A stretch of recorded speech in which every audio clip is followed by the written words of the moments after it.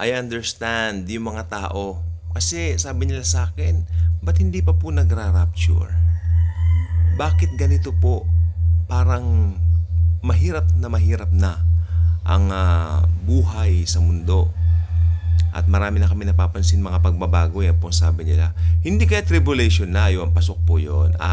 Guys, I would like to remind all of you, don't ever, even in a single sec, isipin ninyo, wag nyong iisipin na, even in a single sec, wag nyong iisipin kako sana na nasa tribulation na tayo ngayon. No, wala pa po tayo doon. At hindi na po tayo makararanas ng gayoon sapagkat kay linaw po sa aklat na ito. Okay? Kay linaw sa aklat na ito. Bago sumapit yon, bago dumating yon, no? Ang church ay tatanggalin muna ng Panginoong Hesukristo sa lupa. Tayo po yung church. Dadagitin na po tayo ng Panginoong Jesus sa lupa. Dito sa lupa at ipapanik na po tayo sa langit. Kaya sana wag natin maging basehan yung meron kasi mga sinasabi December prophecy. Ako, random ko yung mga pagbabago itong December. Kagabi, ewan ko po kung naranasan po ninyo, hindi po siya gamo-gamo. May mga lumilipad na para siyang mas malalaki siyang mas malalaki siyang kulisap. Ang baho. No? Nagliliparan. No? Ang dami sa labas. Hindi ko po alam ba't po gano'n. No? Pero sa bagay, yun po naman, nangyayari din po yun, pero minsan lang po yun. Mas maraming gamo-gamo. Kaya nga po sabi nung isa, tribulation na. No, hindi po. Ang Great Tribulation po ay puot ng Diyos. At hindi kailanman sasapit sa mga anak ng Diyos ang puot ng Diyos. Dahil tayo po ay pinatawad na, niligtas niya, at aalagaan niya forever. Kasama po sa pag-aalaga niya yung dadagitin tayo paalis sa lupang ibabaw na ito upang pumasa kanya magpakailan-kailan paman. Okay? So ang Panginoong Hesukristo po natin ay tapat sa kanya mga pangako. Okay? Pag sinabi mo kasing tribulation na, ito po ang sisti dyan. Pag naniniwala kang tribulation na, meron kang pinaniniwalaan na AC o Antikristo, yung nasa larawan na yan ang madalas nilang sinasabi, si Donald Trump. Kawawa naman si Donald Trump. No? Ang AC, makinig po kayong mabuti, ang Antikristo ay isa pong Hudyo sapagkat ang dami pong patutoong scripture diyan. No? Yan po ang paniwala ko. Meron ding views na taga-Europe siya, meron ding taga-Middle East. Tignan niyo po, ang mga Hudyo hindi maniniwala sa ibang lahi sapagkat ang mga Hudyo ay kay hirap papaniwalain, no? Kay hirap papaniwalain sa ibang lahi sapagkat marami silang experience na hindi maganda patungkol sa ibang mga lahi. Paano nila tatanggapin ang isang leader mula sa ibang lahi? 'Di ba? Kung sa bagay, kung yung sariling kababayan nga nila, nireject nila 2,000 years ago pinapako pa nila sa cross, di ba? Si Jesus. Pero what I mean is, after nung nangyaring yun, mula nang mamatay si Jesus at muling mabuhay, ang mga Hudyo po, after AD 70, ay naging palaboy sa buong mundo.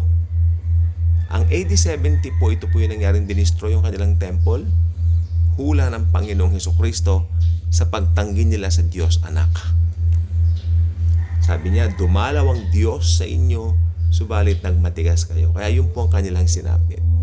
Pero ganun pa man, may pangako ang Diyos sa kanila na sa bandang huli, no, yung kanyang mata ay maibabalik po sa kanila o yung orasan muling iikot sa kanila. Kasi tumigil po yung orasan sa mga Hudyo nang tanggihan nila ang Diyos Anak na si Jesus. Amen? Pero pagdating po ng rapture, dadagitin na po tayong lahat. Yan na po. Tandaan nyo, ang Great Tribulation ay hindi po para sa mga believers. Again, uulitin natin, the tribulation is not for believers. It's for the Jews. Gayon din naman, ang rapture ay hindi para sa mga Hudyo. It's for us, Gentiles. Gentile Christian believers. Palakpakan natin ang Panginoon. Basahin natin sa Bible. Baka naman sabihin ay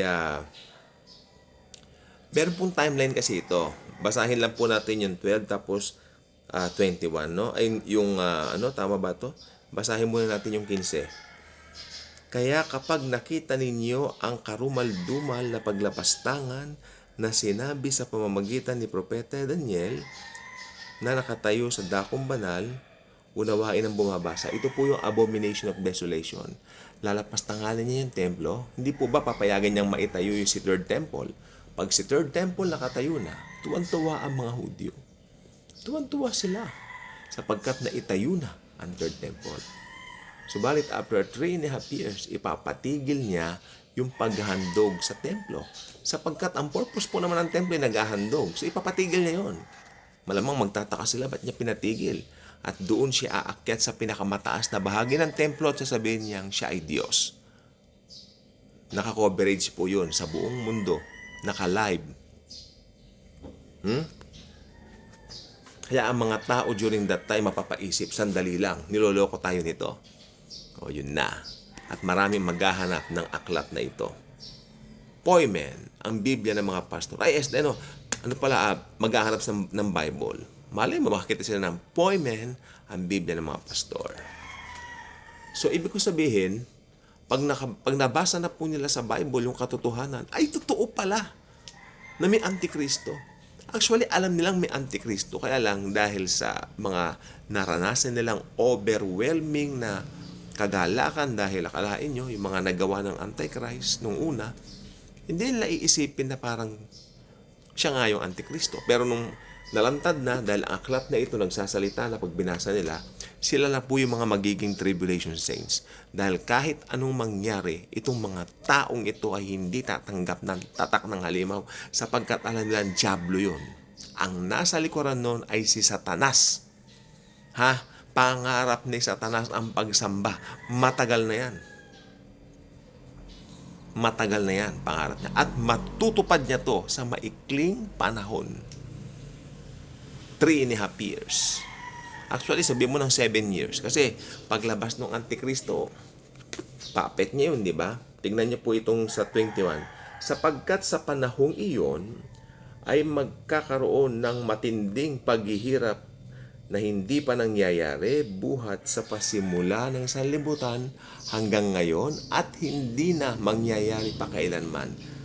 Napaka-espesipiko ng aklat na ito patungkol sa mga katotohanan binasa natin tungkol sa tribulation. Kaya please, kumampante kayo. Wala pa tayo sa tribulation. Okay? Kung tribulation na ngayon, bakit nandito pa tayo mga mananampalataya? Yun lang po ang sukatan dyan. Kaya pag nandito ka pa at mananampalataya ka, that's not yet tribulation. Siguro beginning of birth pains pa lamang, but not the pains of tribulation. Lalabas po yan, no? Sa takdang panahong itinakda na ng Diyos sa loob ng mahabang panahon. Mararanasan niya ng buong mundo, lalo na yung mga tumanggi kay Jesucristo, yung mga ayaw kay Jesus sa kanyang tinapos na gawa, no? Yung mga ayaw tumanggap ng free gift of salvation. Talaga naman po, sa totoo lang po, bonggang-bonggang susunugin sa asupre at dagat-dagatang apoy na kung tawagin ay Gehenna. Pananakot, mali.